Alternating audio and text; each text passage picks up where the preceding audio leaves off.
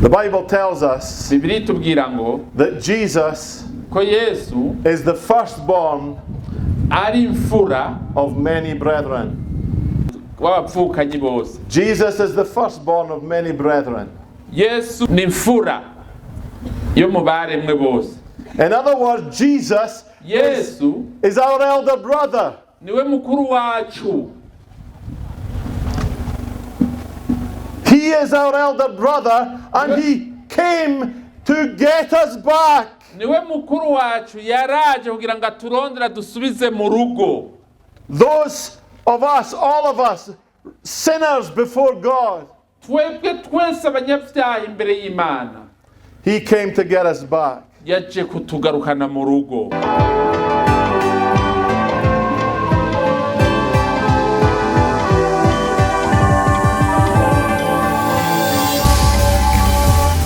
I have been a servant of the Lord for 35 years, bringing the gospel to the nations.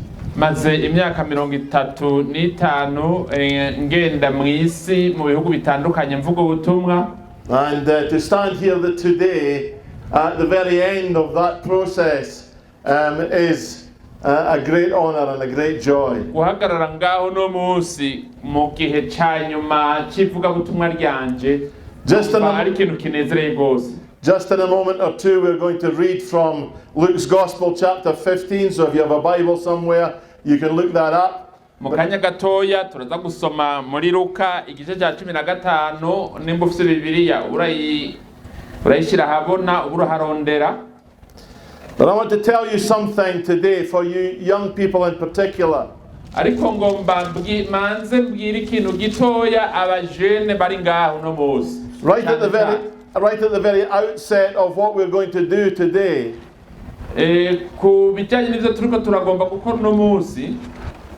When God speaks to you,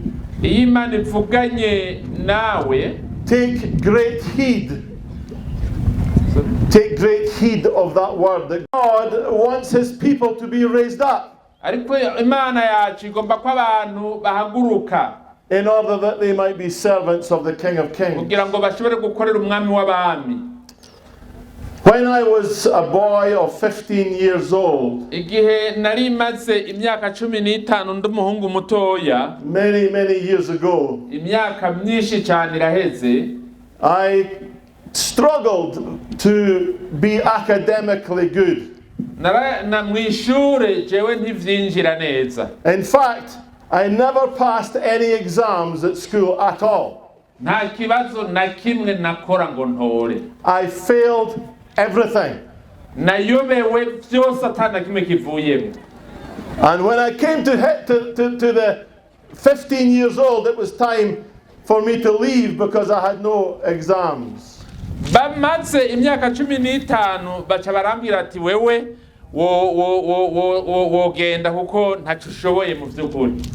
And the headmaster of the school took me to his office.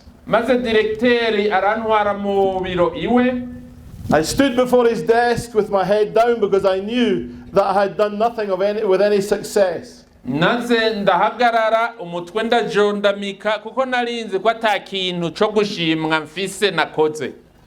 he looked at me and he pointed his finger. He said, Hugh Henderson, you are used for nothing. You will be nothing. And you're not even fit to sweep the streets.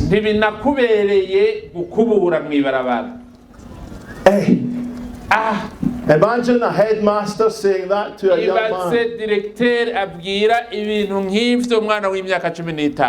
The problem I had was because he was the headmaster, I believed him.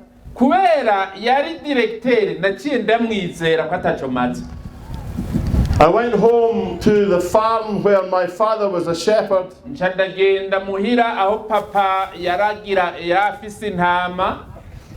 I never told him what the headmaster said. But I want to tell you this. While these words crushed me and held me down, nubwo aya majambo yafyondagaje akamfinagaza akansindagirira hasi, God had a word for me. Yesu yari afise ijambo kuri jewe. And when God began to speak, Imana yatanguye kuvuga, it raised me up. maze arampagurutsa, It freed me. maze mbuwidegemvya, It gave me life and hope again. ndonka ubuzima n'ivyizigiro kandi. And God said, I can do all things through Jesus Christ. It gives me the Imana strength. irambwira ngo nshobozwa vyose na Kristo Yesu ampa inkomezi. So I want all of you to know Ngo mbare ngo mwese mumenye, that no matter what a human being has said to you, trying to keep you down, ntacyo bitwaye icyo umwana w'umuntu yakubwiye kugira ngo aguce intege. words often used by the devil to control us. Ayo n'amajambo Satani akoresha kugira ngo adutware. I want you to know that God has a word for you. Nagomba wumve ko Imana ifise ijambo kuri wewe. And God wants to speak to you from the scriptures. Imana igomba kukubwira, kukuvugisha icice mu ijambo ryayo. And to give you life again. Maze guha ubuzima kandi. And to bring you to a place Kugira where ngo you can serve igushikane Him. ahantu. So listen today Umviriza uno munsi to God's word. ijambo ry'Imana. He wants to speak to you. Igomba kukuganiriza. Then in 1989 I came to Uganda for the first time. Maze mu 1989 nza i Buganda ubwa mbere. And Uganda had just finished the war. Mu Buganda haheruka kuba intambara. And the country was in a terrible state. Igihugu cari kimerewe nabi gose. And as I was leaving after a few weeks to go home, Igihe nariko ndagenda maze indwi nkeya nsubiye inyuma rero, God spoke to me a word. Imana ikirambwira. Now I had come to that country because I had been on a farm to do an agriculture project. Nari naje muri ico gihugu kubera yuko nari nzi ivy'uburimyi, nari maze igihe kinini nari nagereye kubafasha mu vy'uburimyi kuko iwacu twarabarima. And when I got there, after a very long process of difficulty, Maze nshitse muri ico gihugu naciye mu ngorane nyinshi gose. these were the days before internet and text messages and WhatsApp. Muri ibi bihe nta internet, nta WhatsApp, nta matext, nta matelefone. Most of you won't remember these days, but I remember them. Mwebwe ntimucibuka ibi bihe bamwe ariko je ndavyibuka. And so I got to this place called Lugazi in Uganda, Ndashika ahantu biti Rugazi mu Buganda. and I said to the pastor, Mbwira pasteur nti I've come to be involved in the agriculture project. naje kubafasha kugira ngo dushobore guteza imbere uburimyi. And he said, that's a problem, Acavuga ati iyo ni ngorane rero. because there is no agriculture project. Acavuga ati aha nta bintu vy'uburimyi, nta projet y'uburimyi hari. I have come all this way to get involved in an agriculture project and it doesn't exist. Ndavuga je navuye i Buraya nje kubafasha projet y'uburimyi, none iyo projet ntayiri. And he said, but don't worry, Acambwira ati nta ngorane. there are 300 church leaders coming tomorrow and you're teaching them. Ejo hariho abapastori 300 bazoza ni uzoca ubigisha. I had never taught pastors in my life. Sinari bwigere nigisha abapastori mu buzima bwanje bwose. In fact, I was very young and hadn't really preached much at all. Nari ngiri muto, sinari bwigere mvuga ubutumwa kweli. And so I said, Pastor, what am I going to do? Ndibaza pastor nje nzogira gute. He said, pray. Ati senga. And so I prayed. Ndasenga. And I tried to get all the little times that I had preached something previously and pull it together into at least one sermon I could give. Ndegeranya ivyitwa ivyo nigeze kuvuga vyose n'ivyo numvise, ndavyandika birakushobora gukwira ubutumwa bw'umunsi umwe. And I got up. Ndahaguruka. My knees were knocking. Ndiko ndajugumira. I was sweating. icuya kinca hirya no hino, and I managed to speak for 45 minutes. And I said amen and I sat down. nteranije ivyo vyose birakwira iminota 45 ntaragenda kwicara. I had done everything I knew what to do. I had nothing left. Nari natanze ivyo mfise vyose, nta n'ikindi nari nsigaranye, negeranije n'ivyo numvise abandi bavuga. And the Ugandan pastor got up and he said, hallelujah. Umupastori arahaguruka avuga ati hallelujah, hallelujah. We thank our brother for his introduction. He'll be back in a moment to give us more. Turashimiye umuvukanyi wiwe ku ntangamarara yajeje kuduha, mu kanya araza gufata umwanya ukwiye atwigishe. What am I going to do? Njangira gutega yemwe jenda gowe. I said, Lord, Ndavuga ni Mana, this would be a good time for the second coming. toba vyiza Yesu agarutse agatora ishengero nkaduga. I tell you, Ndababwira, you know, God answers prayer. Imana irishura amasengesho. He didn't answer the second coming prayer, but he answered my prayer for more. Ivyo kugaruka kwa kabiri ntivyakunze mugabo sinabuze ico mvuga. And God worked very powerfully over these few days. Imana irankoresha mwiyo misi nanje birantangaza. And we thank God for that. Ndashimira Imana ivyo bintu. So today, Uno munsi rero we're going to look at the parable. tugomba dusome umugani. In fact, there are 3 parables here. Mu vy'ukuri ni imigani itatu: The parable of the lost sheep, umugani w'intama yazimiye, the parable of the lost coin, umugani w'ihera ryazimiye, and the parable of the lost son. n'umugani w'umwana w'icangazi. So Theo is going to read Luke. Reka rero nsabe Theo asome muri Luka 15 dusomere iyo migani. Turasoma mu izina rya Yesu Kristo. Umugani w'intama yazimiye. Abatoza kori bose n'abanyavyaha bariko baramwegera ngo bamwumve. Abafarisayo n'abanyabwenge b'ivyanditswe baridodomba bati, uwo yiyegereza abanyavyaha asangira nabo. Abacira umugani ati hogira umuntu muri mwebwe afise intama 100, yozimiza imwe muri zo, ntiyosiga izindi 99 mu gahinga akaja kurondera iyazimiye kugeza aho ayibonera. Iyo ayibonye ayiterera ku bitugu anezerewe, yashika mu rugo agahamagara inshuti ziwe n'ababanyi biwe akababwira ati tunezeranwe kuko ndabonye intama yanje yari yazimiye. Ndababwira yuko mwijuru bazonezerwa batyo umunyavyaha umwe yihanye bakamurutisha abagororotsi 99 batarinda kwihana. Umugani w'ihera rizimiye.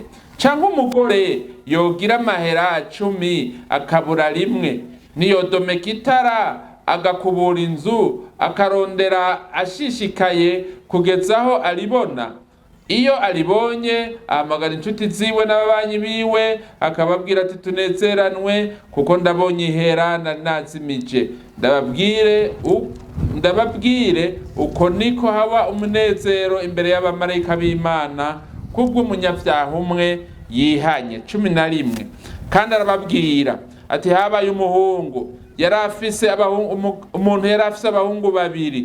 Umuherereza abwira se ati, data umpiragira ryanje, abagaburira itunga ryiwe. Imisi mike iheze umuhererezi akoranya ibintu vyiwe vyose, aragenda aja mu kindi gihugu ca kure. Ashiseyo asesagura ibintu vyiwe mu buhumbu. Abimaze vyose ikigoyi gikomeye gitera muri ico gihugu, atangura gufutana. Aragenda ashumba ku muntu wo muri ico gihugu, amurungika mwitongo ryiwe kuragira ingurube. Yipfuza kuhazwa n'ibishishwa vy'ingurube zarya, ntiyagira n'ubimuha ngo yumvirizeko. Yisubiyemwo aribwira ati, abacangero ba data bangana kuriya kandi bahazwa n'ivyo kurya bakabisigaza, naho jewe inzara iriko iranyicira hano. Reka mve hasi nje kwa data ndamubwire nti, data nacumuye kuyo mwijuru no mu maso yawe, singikwiye kwitwa umwana wawe, pfuma ungirira umucangero wawe. Ava hasi aja kwa se amubonye akiri kure amutera akagongwe, arirukanga amugwa mu nda aramugumbira. Wa muhungu aramubwira ati data nacumuye kuyo mwijuru no mu maso yawe, singikwiye kwitwa umwana wawe. Maze se abarira abashumba biwe ati nimumuzane n'ingoga umwambaro uruta iyindi mumwambike n'impeta ku rutoke n'inkweto mu birenge, muzane ya nshuri nuze muyibage turye tunezerwe, kuko uyu mwana wanje yari yarapfuye none arazutse, yari yarazimiye none arabonetse.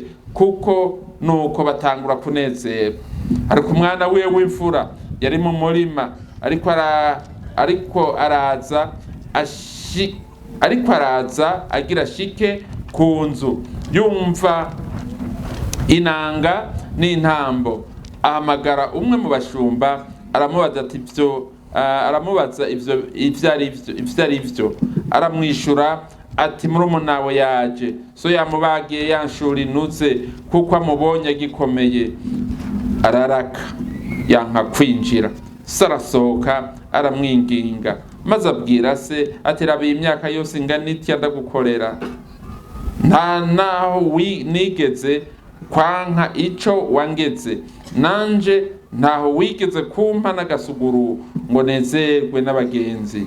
Maze uwo mwana wawe aje yamaze ivyawe abisambanisha, umubagira inshuri inuze. Nawe aramwishura ati mwana wanje, tubana imisi yose kandi ivyanje vyose ni ivyawe. Ariko akanyamuneza no guhimbagwa biratubereye, kuko uyu murumuna we yari yarapfuye none arazutse, yari yarazimiye none arabonetse. Imana ishimwe. Amen. Amen. Right at the very outset of this chapter 15, we see that Jesus is speaking to two groups of people. Mu ntango tugitangura gusoma tubona ko Yesu yariko arabwira abantu babiri, imigwi ibiri y'abantu. In verse 1, he's talking to tax collectors and sinners. Mu gice ca mbere yariko arabwira abatoza kori n'abanyavyaha. And it tells us that the tax collectors and sinners were drawing near to Jesus. Tubwira ko abatoza kori n'abanyavyaha bariko baramwegera ngo bamwumve. Now, I want to tell you that sinners know that they are sinners. Naguma ndakubwire abanyavyaha barazi ko abanyavyaha.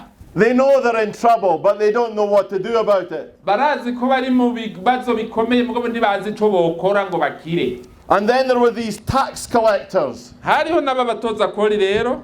These people were used by the Romans to collect taxes for the Roman Empire. Aba bantu bakoreshwa n'abaroma kugira ngo begeranye amakori azoja mu bwami bw'abaroma. But they didn't just collect taxes for the Roman Empire, they would put some taxes in their own pockets as well. Ariko ntibatorera ubwami bw'abaroma gusa, mugabo ayandi batora bashira mu mifuki wabo.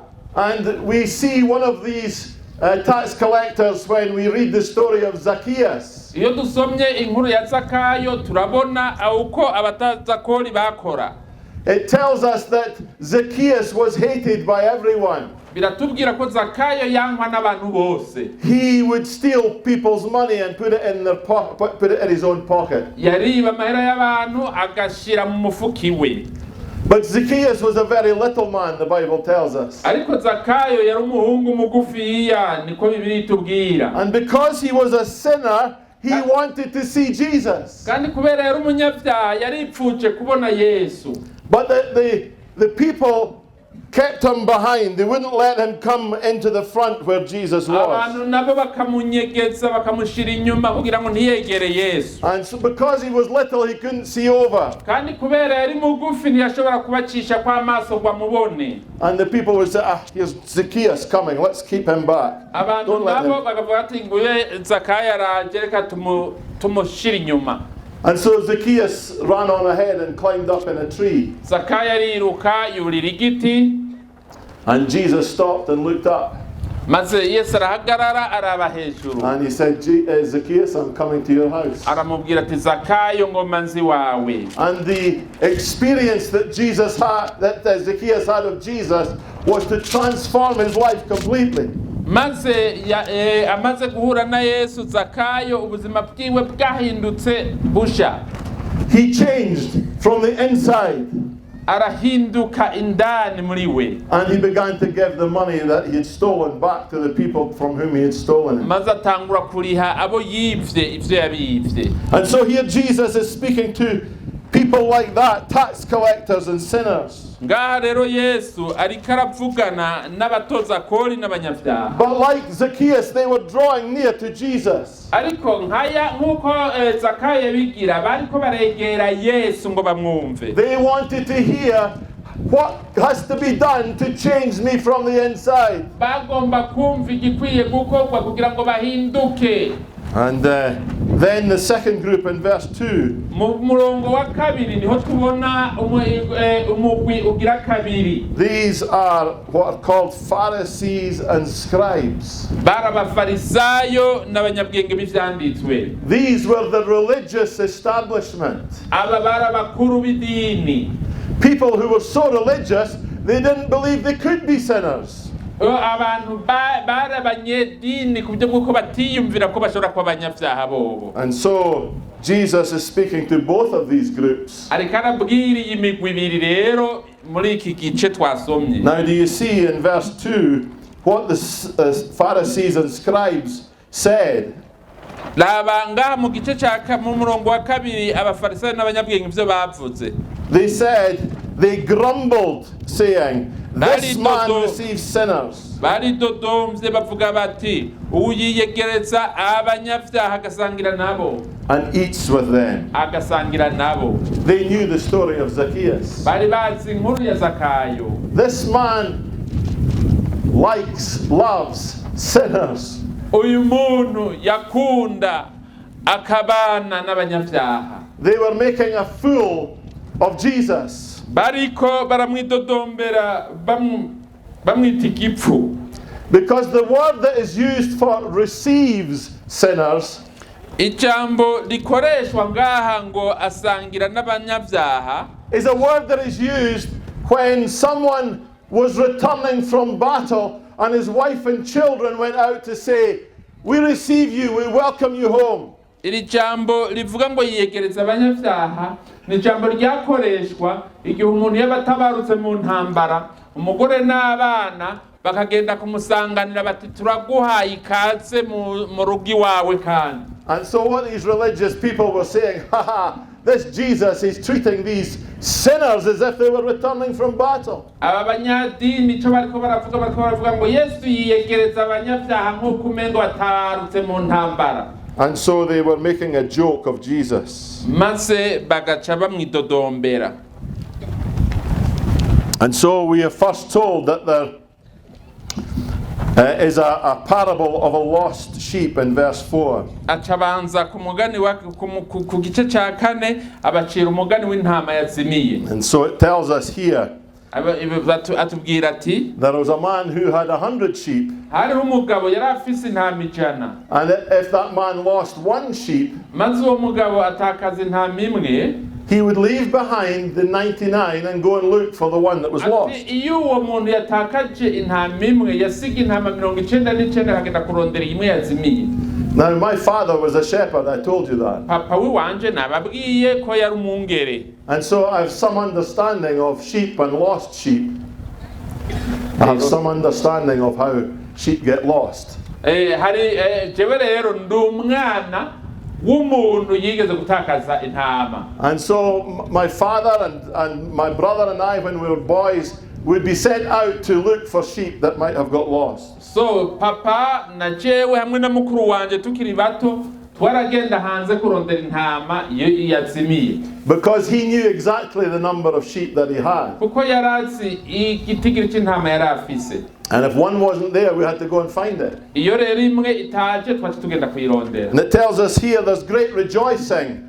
Angaha batubwira ngo hari umunezero. Great rejoicing over a sheep. Ku ntama. One sheep. imwe there's great rejoicing. hari umunezero ukomeye. And it says here that he will bring it back.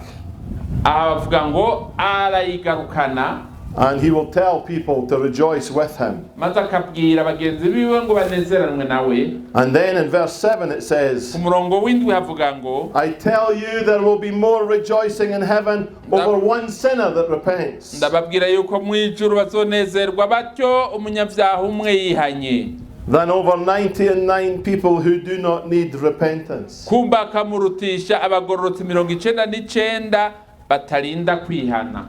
Hey, Ehe, how many people do not need repentance? n'abantu bangahe badakeneye kwihana? Well, there is nobody in this world who doesn't need repentance. Nta n'umwe mu vy'ukuri adakeneye kwihana. So what is Jesus saying here? None ngaha Yesu ariko aravuga iki? He's looking at the scribes and the Pharisees to say to them, Ariko arabwira abafarisayo n'abanyabwenge ngo ababwire, you think you don't need repentance, mwibaza ngo ntimukeneye kwihana, but you do, ariko murabikeneye and you need to turn away. kandi mukeneye kuhindukira. So here is a situation Aha rero hari igihe where there is 99 inside the fold, intama 99 ziri mu rwuri, and one is lost outside the fold. imwe nayo yazimiye hanze ikata urwuri. Someone who's lost outside. Umuntu yazimiriye hanze. Then we go on to the next parable in verse 8. Tugaca tugenda ku murongo ukwirikira, ku murongo w'umunani mu wundi mugano ukwirikira. And here it tells us of a woman, Akatubwira acavuga umukenyezi, umugore, and she has 10 silver coins. yari afise ibingoro 10 vy'ifeza. And it asks us the question, if she loses one of these silver coins, Aratubaza ikibazo ati ataye ikingoro kimwe muri bicumi, will she not turn out the house and empty everything out, and so that she can find this one coin that is lost? mbega ntiyokwatsa itara akarondera mu nzu hose kugira ngo arondere iryo tara ryazimiye? And you have to ask yourself the question, what kind of value is on a coin like this?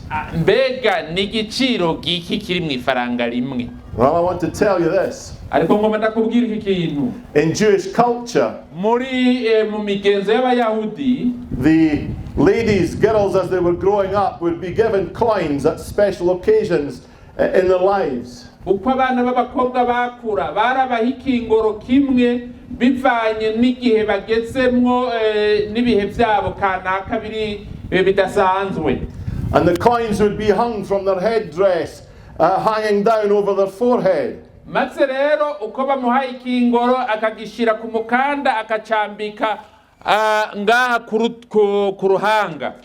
But there was always a space left in the middle here. Ariko iminsi yose aha hagati barahasiga umwanya.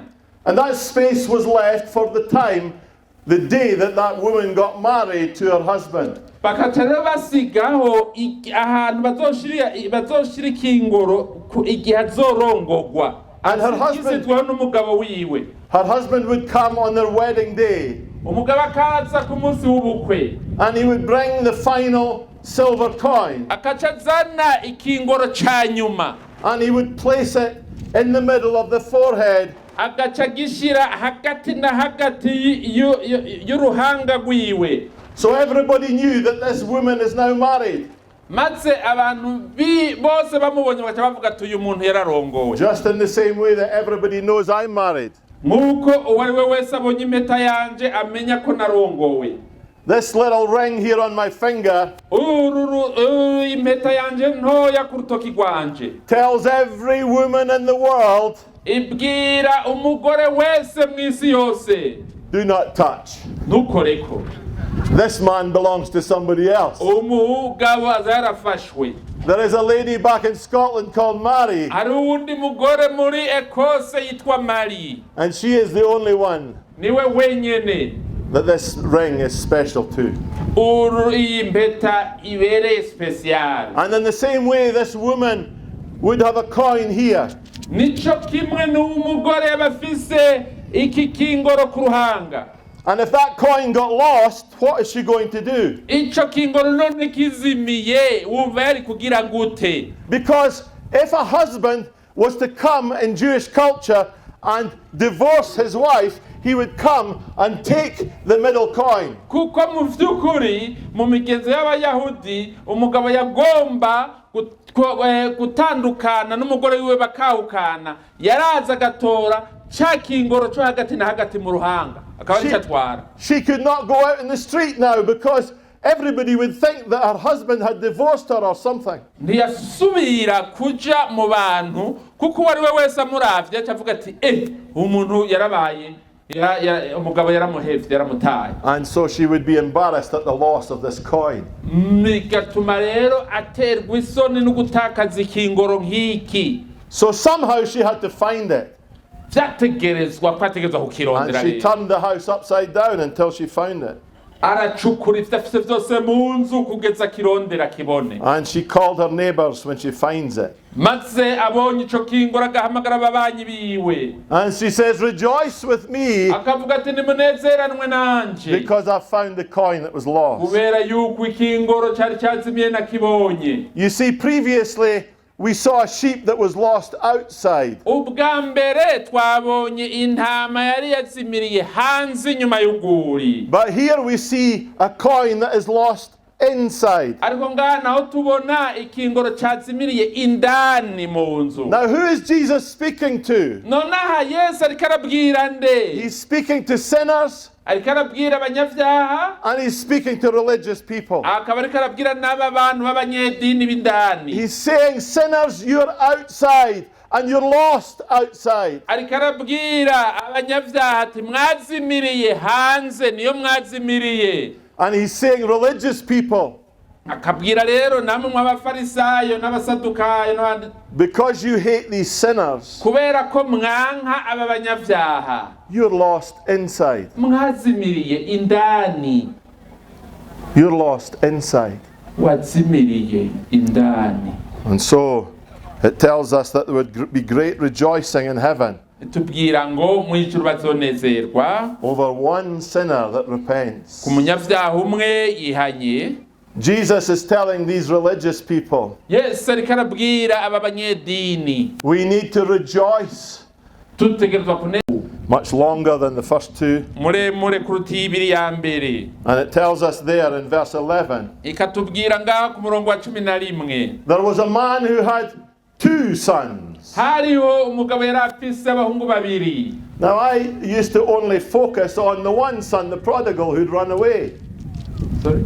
I used to focus only on the one who had run away. Igihe nahora mvuga ubutumwa nahora nkunda kuvuga kuri uwo w'icangazi. But there are two sons here that we need to take note of. Ariko n'abahungu babiri dukwiye kubona neza tukabatahura. And the younger of the two sons, Mutoya mw'abo bahungu babiri he comes to his father and he says, look, araza abwira se ati raba, I'm fed up here. I need to find my own life. I need to go and spread my wings and live it up. ivyaha vyandambiye ngomba kwigira hanze ndyoherwe nkore ivyo ngomba. Give me my share of the inheritance and let me go. Numpe umwandu wanje nigire. And that was a real challenge. Ivyo bintu vyari ibintu bibabaje. Because in Jewish culture, Kubera kandi mu migenzo y'abayahudi, the inheritance would be given at the father's death to the elder son, and he would distribute the inheritance to the younger son. ibisigwa vyahabwa umuhungu mukuru iyo se yapfuye, wa muhungu nawe akaca bigaburira abo bavukana. And so this younger son coming to his father, Uyu muhungu rero mutoya acaza kwa se before he was dead, n'imbere y'uko apfa, and saying, I want my inheritance. amubwira ati mpa jewe ivy'iwanje tuvanemwo. He was saying, Father, I wish you would hurry up and die. I need my Ni inheritance. nk'uko yariko aravuga ati gira ningoga papa iyo ufuma upfa je nkitorera ivy'iwanje You see, watevye gupfa. This young man had become a real sinner. Uwo muhungu yari umunyavyaha wa kweri kweri. He was not concerned about his father nor anybody else. Ntiyarakeneye kumenya ivyase canke ivy'uwundi muntu uwo ari we wese.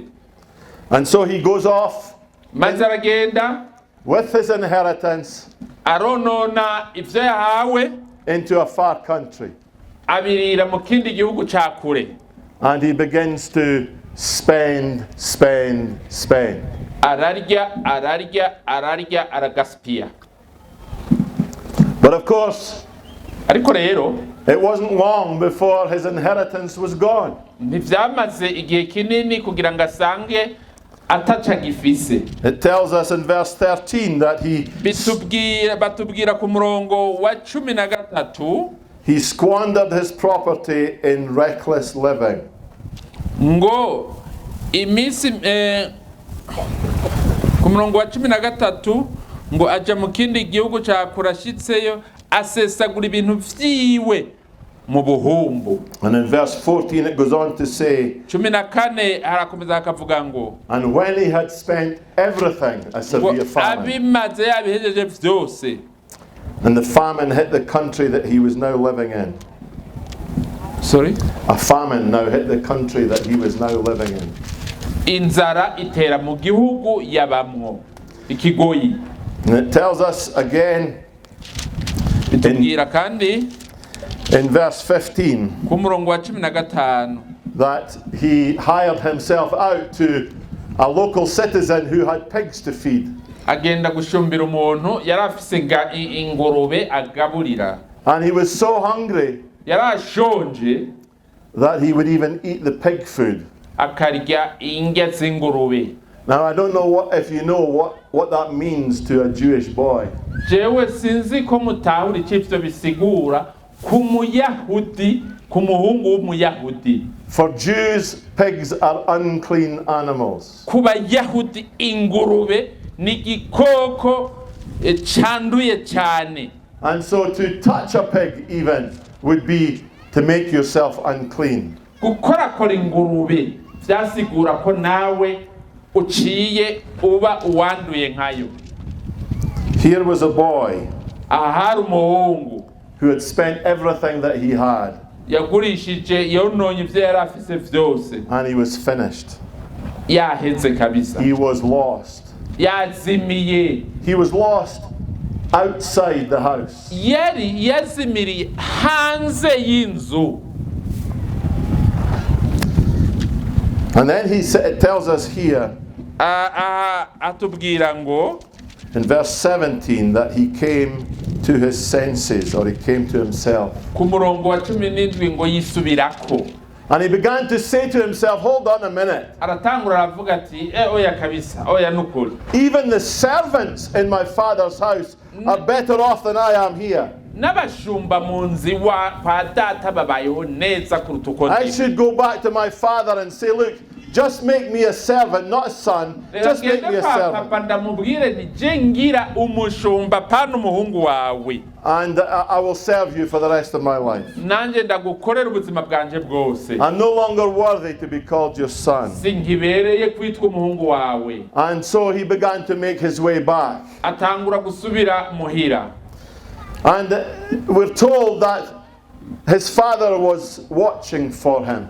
Maze twabwiwe ngo se yaramubona ariko araza. Here is a boy that was inside the house, the father's house.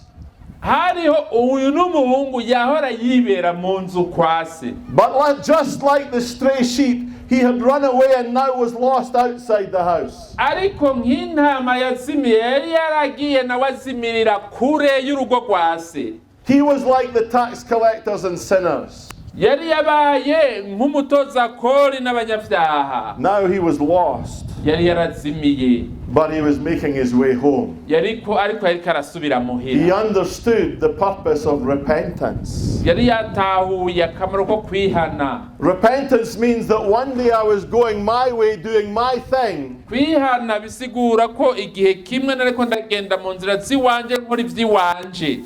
But now I'm turning around and I'm going to do God's thing in God's way. Nubu ndahindukiye ngo nkore ivy'Imana igomba mu nzira y'Imana ishaka. Now I want to tell you today, if you are going your own way, you need to turn around and repent. Ngomba ndakubwira uno munsi nimba uriko uragenda inzira yawe hindukira wihane.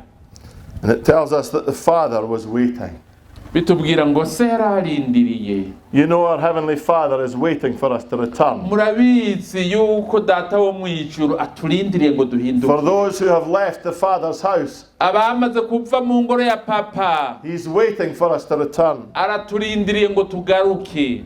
And the Son tells him in verse 21, maze umuhungu ku murongo wa 21 aramubwira, I've sinned, ndumunyavyaha naracumuye, and I want no longer to be your son. I'm not worthy. Can you make me a servant? sinkibereye kwitwa umwana wawe, wongira umushumba wawe. But the Father here is like our Heavenly Father. ariko umupapa yari ameze nka papa wacu wo mwijuru.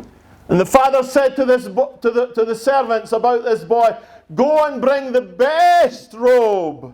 maze abwira abakozi biwe ati genda muzane impuzu nziza, ikanzu nziza. Not some kind of second-hand torn robe hanging in a wardrobe somewhere. apana umutumba umanitse ahantu wamaze kuja ko ibitangurirwa ahantu. You know, God, when He sees a repentant heart, murabona iyi Imana ibonye umutima wihanye, He wants to clothe us in His righteousness. acatwambika ubwiza bwiwe. And He brings the best robe. ukugororoka kwiwe ikanzu nziza ibaho. The robe of righteousness, ikanzu y'ukugororoka, which is the Son of God. nayo ni umwana wa Yesu Kristo. And He says, go and put a ring on his hand. aramubwira ati mugende mumushire kw'impeta ku rutoki rwiwe, mwambike impeta. You see, none of the servants had a ring on their hand. murabizi nta mushumba n'umwe afise impeta ku rutoki. Only sons have a ring. abahungu base nibo bafise impeta gusa. And He said, get some shoes and put them on his feet. maze aravuga ati mumwambike n'inkweto ku birenge. No matter how far this boy has been away, nta makuru igihe yari yaramaze yaragiye umuhungu. he will not look like a servant, he will look like a son when he's in my house. aje mu nzu ya se ntiyari gushobora kubaho nk'umushumba, yategetswe kubaho nk'umuhungu. And he said, go and get the fattened calf and kill it and let's rejoice. maze arababwira ati murondere ya nshuro inutse muyimubagire tuyirye tunezerwe. And so they did, and they celebrated. maze barabikora batangura guhimbarwa banezerwa. But look what it says in verse 24. ariko raba ku murongo wa 24 icipi uvuga. He says, for this my son was dead, kuko umuhungu yari yarapfuye but is alive again. none arazutse. He was lost, kuko yari yarazimiye but he is now found. none arahabutse. And in the same way that the people rejoiced over the lost sheep and the lost coin, they rejoiced over this boy who came back. nkuko banezererewe intama yazimiye n'ikingoro cyazimiye bibonetse, niko banezererewe umuhungu agarutse mu rugo. But we're not finished with this story. ariko ntituraheza inkuru. Verse 25. ku murongo wa 25 It says, now the older son was in the field. nuko wa muhungu mukuru yari mu murima. And as he was coming to the house, nuko ariko araza mu nzu, he could hear music and dancing. yumva indirimbo no gutamba. And he called the servants to say, what on earth is going on here? maze ahamagara umushumba ati hariko harabibika ngaha.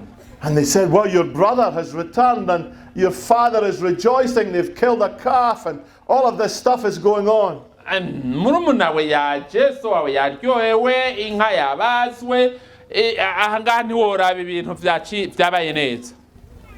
They've received him back safe and sound. yashitse arakomeye ameze neza. But verse 28 tells us that something was wrong in this young man's heart. 28 hatubwira ngo hari umuhungu mukuru arababara. He wasn't rejoicing. Ntiyaranezerewe. In the same way that the scribes and the Pharisees were not rejoicing when they saw the sinners come to Jesus. Nkuko abanyabwenge b'ivyanditswe n'abafarisayo batanezererwa babonye umunyabyaha aje kuri Yesu canke Yesu yicaranye nabo. It says he was angry. Bivuga ngo yarababaye. And he refused to go in. Aranka kugenda kunezeranwa n'abandi. And look, the father comes for him as well. eheraba wa mupapa wiwe araza na wenyene aramuzira. The father just didn't leave him outside the house. Ntiyaciye amureka ngo yivumburiye inyuma y'urugo. He went and brought him in. Aragenda nawe aramuzana. You see, here was a son that had run to a far country, was lost outside the house. Hari umuhungu yari yarapfuye mu gihugu ciwe aragenda mu gihugu cakurazimirirayo. And now we find a son that was at home. He was lost inside the house. Naho dufise umuhungu yari muhira azimirira indani kwa se. And he said, this young man, the elder brother, says to his father, look, I've served you all these years. Umuhungu mukuru aravuga ati data nagukoreye imyaka yose. Now in actual fact, the word that we've here for served means I have slaved for you. Ahangaha bivuga ngo nabaye umushumba wawe. His attitude was very wrong. Yari afise ugutahura kutariko. I've slaved for you all these years. Ngo nagushumbiye imyaka yose. And I've never disobeyed any of your commands. Kandi sinigeze na rimwe nanka gukora icyo wansavye gukora. Yeah, you never gave me any young goat or calf Ariko ntiwigeze umpa n'agasuguru na kamwe to celebrate with. kugira ngo ndagasangire n'abagenzi. But when this son of yours comes back, Ariko igihungu cawe kigarutse, who devoured your property on prostitutes, yafashe ubutunzi bwawe akabwaya mu buhumbu, you've killed the fatted calf for him. raba wamubagiye inshuri ya mbere inutse. Understand how much God loves us. Bagenzi bapfukanyi bashikanje dukwiye gutahura urugero papa adukunda. When we return, when we repent of our sins, Iyo tugarutse, iyo twihanye ibyaha byacu, there is great rejoicing in heaven. hari umunezero ukomeye mu ijuru. God does everything that He can for us. Imana ikora byose vyiza kuri twebwe. I want to tell you something. Ngoma ndababwira ikintu. In Jewish culture, Mu migenzo y'Abayahudi, the responsibility for the younger sons is given to the elder son. ibikorwa canke ivyo responsibility y'umuhungu mutoya ihabwa umuhungu mukuru. In other words, Mu yandi majambo, what he's saying here ico biriko biravuga ngaha is that elder son should have gone to the far country and found his younger son, a younger brother, and brought him back again. bivuga ko uwo muhungu mukuru yategerezwa kuba yarakwirikiye uwo mutoya iyo yazimiriye mu gihugu cya kure akamuzana.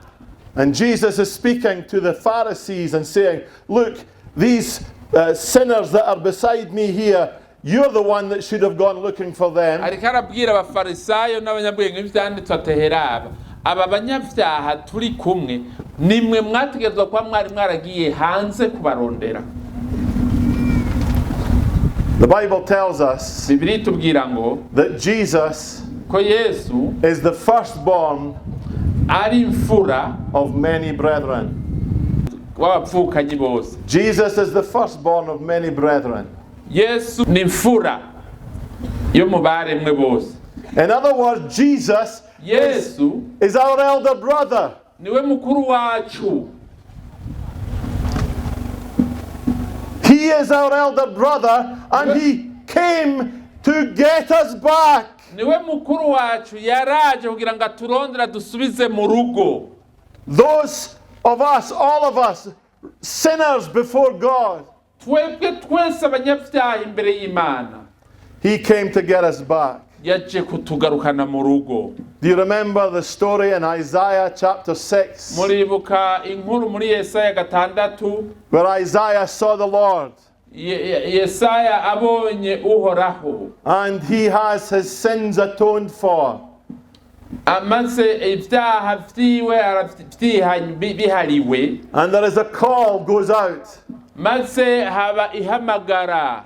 Who will go for us and whom will I send? Ninde yo tugira, ninde twotuma? And Isaiah says, here am I, Yesaya aravuga ati ndi ngaha data, send me. bari je utuma. And Jesus had made that same response. Yesu yari yakoze igikorwa nk'ico mu ijuru. When the Father saw the sin of the world, Maze papa arabona abanyabyaha bose bo mw'isi. he sent Jesus Arungika Yesu to redeem us, kugira ngo adukize, to buy us back from the enemy, kugira ngo aturokore adukure mu maboko y'umwanzi, to pay the price of our sin. kugira ngo arihe ikiguzi c'ivyaha vyacu. He is our elder brother. Niwe mukuru wacu, ni grand frère. And what did Jesus say? None Yesu ariko aravuga iki? He said to those around him, his disciples and others, Maze abwira abari iruhande yiwe n'abanyabwenge hamwe ndetse n'abigishwa biwe, as the Father has sent me, nk'uko data yantumye so send I you. nanje ndabatumye. As the Father has sent me, Nk'uko data yantumye so send I you. nanje niko ndabatumye.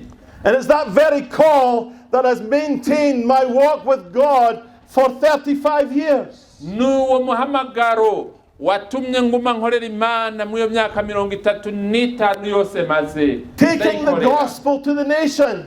Ntwara ubutumwa mu bihugu bitandukanye, Telling people that they are sinners before God. ndababwira abantu yuko ari abanyabyaha imbere y'Imana. Romans chapter 3 tells us this, Abaroma 3 atubwira ngo that we have all sinned twese twakoze and ibyaha fallen short of the glory of God. ntitwashikira ubwiza bw'Imana. Romans chapter 6 verse 3 tells us this, Abaroma 6:3 atubwira ngo that the wages of sin is death.